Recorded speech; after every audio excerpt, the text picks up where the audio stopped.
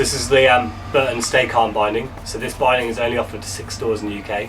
So it's super rare, very limited. It might even be sold out by the time you're watching this.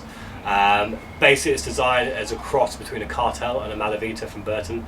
So it has a Malavita high back, so it has the heel hammock in the back there to keep your foot nice and down, flex to 6 on the high back. Then it has the base plate and the straps for Cartel, so you're still getting the response where you need it. It's got nice ladies' legs on the inside of the high strap there and on the high back. But it's super crazy tech going on inside the binding, really comfortable, very much an all-mountain freestyle binding, works really well on boards like the Parkitect. But just a really fun all-mountain binding. I rode it for a few weeks ago, really enjoyed it. But for the graphics, kind of sell it on that one. Have they still got the flex disc? Yes, they have a reflex on that. And so what's the deal with those? Explain to me a bit about. So with Burton bindings, you get reflex. So the idea with that is basically in between the binding here, it's foam, so there's no plastic going through the middle of the binding. Okay. The idea is basically the binding can then actually bend with your snowboard. So if you've got a rocket snowboard or a hybrid snowboard, obviously that needs to flex in certain points. So the idea with a flex and base plate actually lets the binding move with the snowboard. So the snowboard's not stopped by any plastic where it needs to actually bend. The binding will move with that snowboard at that time.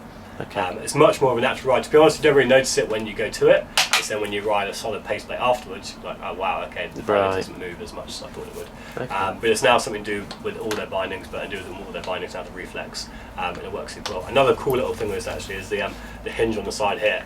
So Burton have always struggled having the strap on when you're trying to strap in the whole time. So now this hinge, and it's a really thin bit of material. So the molecular structure is actually really tight in this bit here.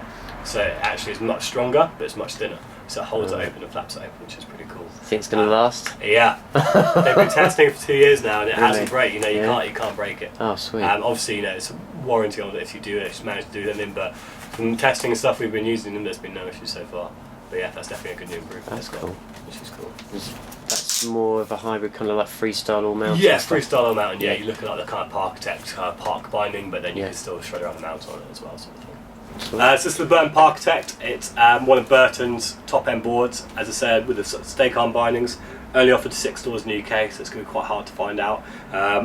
Basically, it's designed as a cambered freestyle board. You see the likes of Zach Hale riding it, he's riding Bear Mountain. It's a camber profile, so it's going to have lots of pop in it. It's going to hold your edge really well, and it's going to have lots of predictability. Same as if you're riding a board that you just want to land those jumps and not sort of slip out on. You're going to hold your edge when you land those jumps. But also when you're riding your rails and you're really pressing, you can really get over the nose and the tail. It's center base on the bottom, so it's going to be nice and quick, and you're riding all over the whole mountain. You don't have to keep on top of the wax so much. It's going to keep going right until 4 o'clock, so you'll be down to the left before your mates. Really crazy thing with the Parkitect is it's an asymmetric snowboard. Now you're going to start to see a lot of asymmetric snowboards entering the market in the next few years. Essentially, basically the heel edge is a sharper side cut than the toe edge.